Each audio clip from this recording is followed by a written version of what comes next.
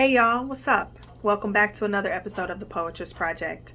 I wanted to start our series on social justice issues with this video, and today we are going to talk about qualified immunity. I know you may have heard it in the news, or you may have heard updates about it over the past year or so, and it's been really quiet on the public sphere currently about these issues. So I thought it'd be fitting for us to just have a brief conversation about this topic and just give you the basic information that you need so that you can share this information with others in the community and hold your local government officials accountable for taking a stance on this doctrine. Okay, so I have a couple of things pulled up here on the computer and also some notes I'll be reading from as I go into this discussion. I definitely will also post some resource links for you in the description box once the video is over. But I definitely wanted to just start this discussion and just gain some knowledge collectively about this issue and how we can hopefully make an impact to change it. Okay, so qualified immunity is a legal doctrine in the United States that basically says it's very difficult for the average person to have a lawsuit or bring charges against a government or law enforcement official for a violation of their constitutional rights. It's primarily associated with police officers, but it's important to know that it also protects state and local officials from lawsuits from individuals who feel that their constitutional rights have been violated. Okay, so that's a large umbrella of people who are protected by this doctrine. This is the reason why we have stories like the story of Breonna Taylor and so many other Black and brown people who have been victims to police brutality and violence. Okay, and let's not forget, just because this is something that was very large in 2020 with all of the global protests surrounding state violence against people, this has been going on since the beginning of time. A doctrine like this and laws like this were established after the Civil War and during the Jim Crow era, and it also protects today ICE detectives and law enforcement as well. Okay, so this doctrine basically protects them from being sued or held accountable for anything that they do under the title of their job.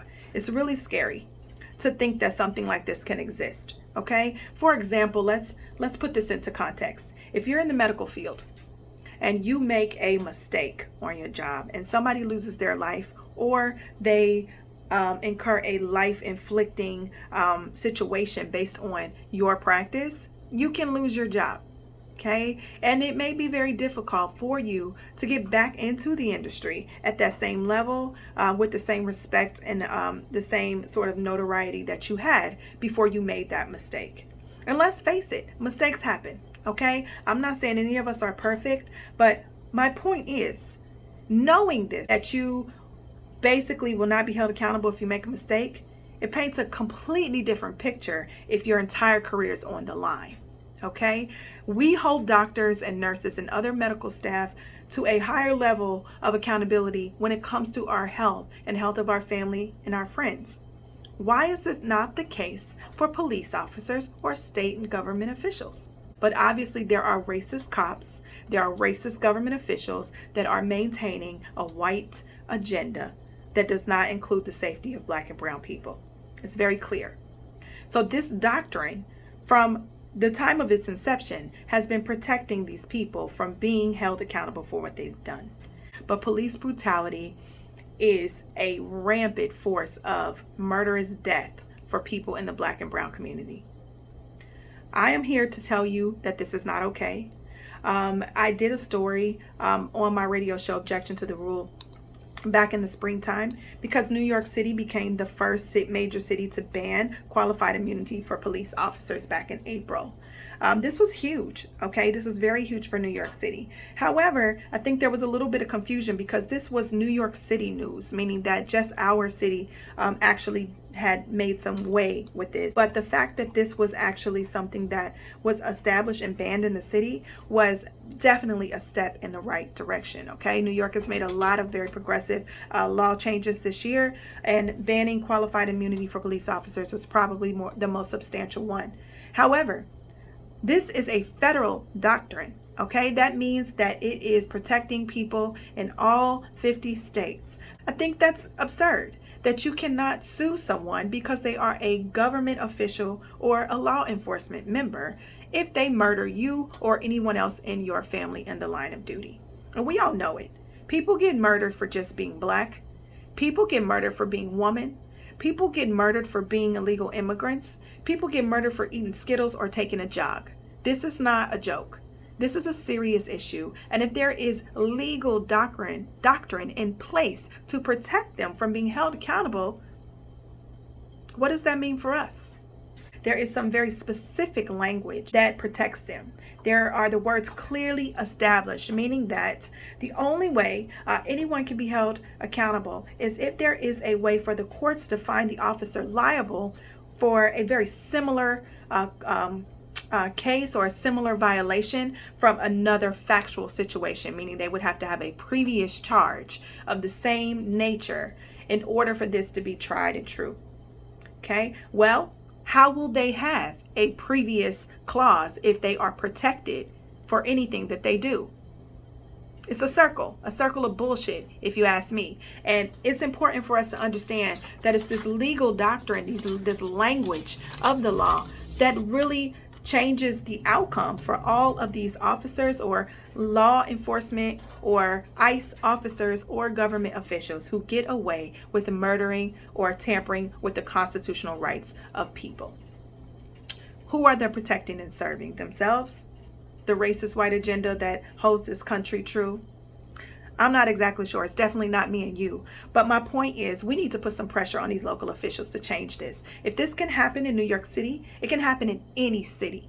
Okay? And the more cities that establish banning qualified immunity, the more the federal government will see that this is absurd and the people are putting pressure on them to actually change the legislation to change the outcome of these situations. I know it's quiet on the front right now, right? There hasn't been any huge police brutality stories in the news as of late. There are other things that people are dealing with right now, but this is definitely something that needs to be brought to the forefront as Congress comes back in session. We all will be voting this fall on new mayors, new other local government officials. This is definitely should be at the top of your agenda. If you are considering voting for a local or state government official, you need to find out how they feel and how they vote on the issue of qualified immunity.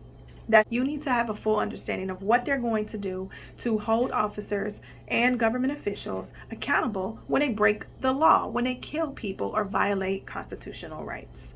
What you can do, you can support an organization that is pushing federal and local government officials to bring this topic to the Congress floor. You can definitely share this information on your social media. One organization that I have previously followed and worked with is QINY in New York City. On objection to the rule, I had a young lady who was definitely fighting because the police officers killed her son.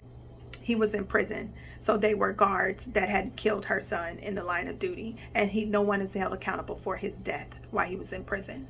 So this is a serious thing. There are many people who have been affected by police violence, people who still are being affected by that. And if anything pops off again, y'all, and we start protesting, this is how they will be able to treat us in a way that is inappropriate. We're supposed to be able to protest here, speak our minds, peacefully protest against things that we think are wrong.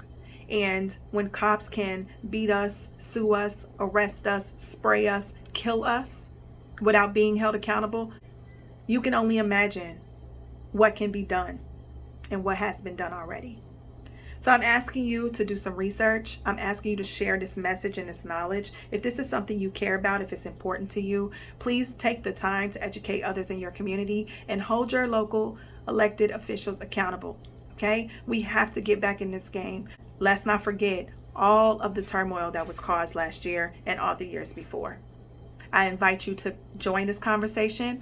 Put in the comments below something that you may know about qualified immunity. If you know anything about the other states or cities in this union that have actually moved forward progressively against banning this, I would love to hear about that. Also, what are your thoughts about this?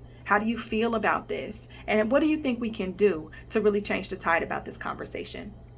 We got to do something, y'all. And it starts with us. So I invite you, please like this video, share it with your friends and family members, subscribe to the channel, and definitely get involved. Okay, any way that you can. Follow an organization, share it on your social media. We need to open up this dialogue so that we can better understand how to beat this system. I'd like to thank you so much for watching this video. I really appreciate your ear and your eyes and your time. And if you are interested in more videos like this, make sure you hit that notification bell so you can be notified the next time I post.